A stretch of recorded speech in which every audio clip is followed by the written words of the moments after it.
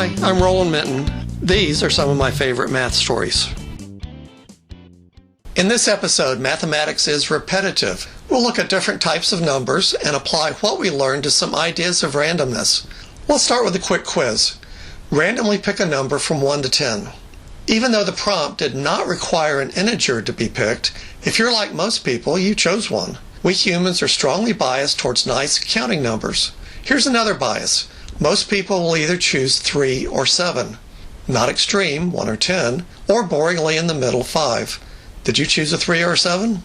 The inability of humans to randomize digit choices has played a role in uncovering election fraud.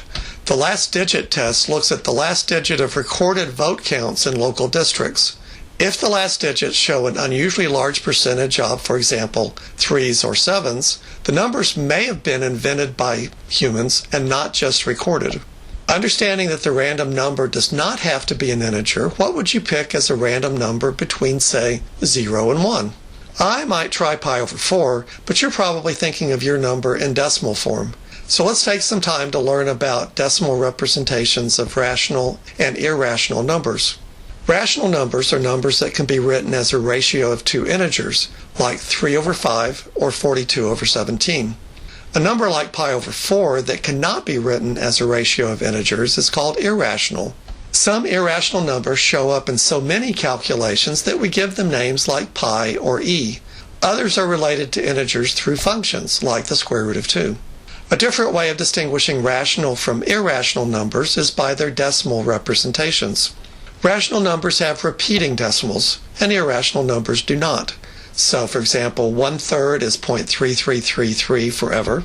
1/2 is 0.500, where the zeros continue forever. Pi is 3.14159, and it goes on from there. There are contests for memorizing and computing the most digits of pi. So suppose you have a rational number like 21 over 13. You would start its decimal representation by dividing 13 into 21. You get 1 with a remainder of 8. In other words, 21 over 13 is 1 plus 8 over 13. If you have not done long division before, the next step may seem odd. We're going to divide 13 into 80. You get 6 with a remainder of 2. That brings us to 21 over 13 is 1.6 plus 2 over 130. If you divide 13 into 20 and so on, you'll get the rest of the digits. Well, the divisions are all by 13, so there actually are only 13 possible remainders, 0 through 12. Once a remainder repeats, the decimal repeats. In this case, 21 over 13 is 1.615384, and that 615384 repeats forever. So, if you have a rational number, its decimal representation repeats. We can show the other direction. If the decimal repeats, then you have a rational number. The details are a little bit messy, but you can see the logic with an example. Let's do 0.141414 with that 14 repeating. We can think of that decimal as 0.14 plus 0.0014 plus 0.4014 and so on. Or 0.14 plus 0.14 over 100 plus 0.14 over 100 squared. This is a geometric series with c equals 0.14, which is 14 over 100, and a ratio of 1 over 100.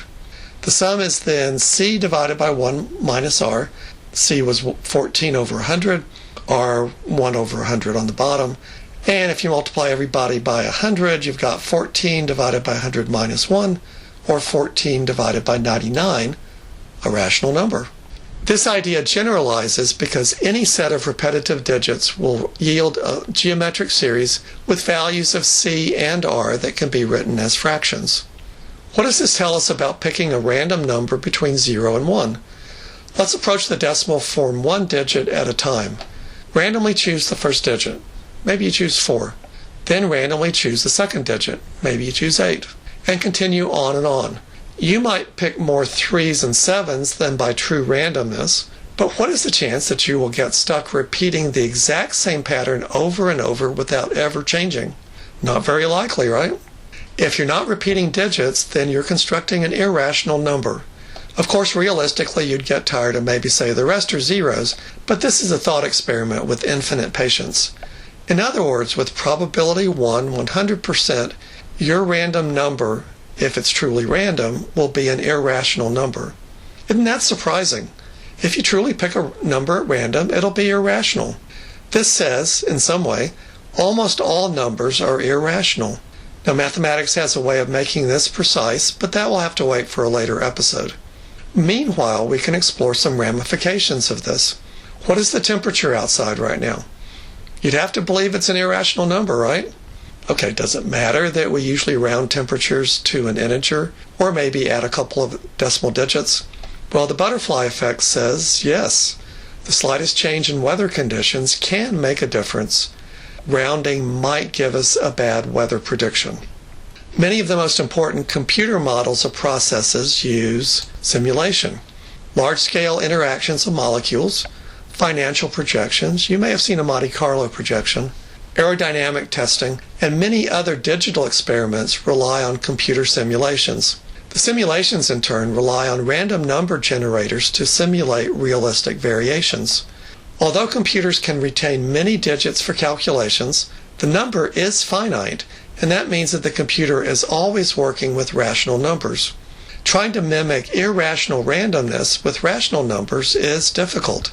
Even if the algorithm for generating the numbers is complicated, the process can be biased in unexpected ways, analogous to humans preferring 3 and 7. The NIH has found, for example, that its calculations of molecular properties varies depending on the random number generator used. This, of course, makes conclusions difficult to trust. A less important example of bias in random number generators afflicted the online poker site Planet Poker. Poker sites need random numbers to create a random shuffle. An early version of Planet Poker's digital shuffle was so flawed that it was possible to analyze the first 5 cards and determine the rest of the deck. In this episode, we've discussed human biases with integers and the rational numbers that humans and computers work with. Isn't it amazing that those numbers make up an infinitesimally small percentage of all numbers, but mathematics actually works with all numbers? The world of mathematics is large and awesome.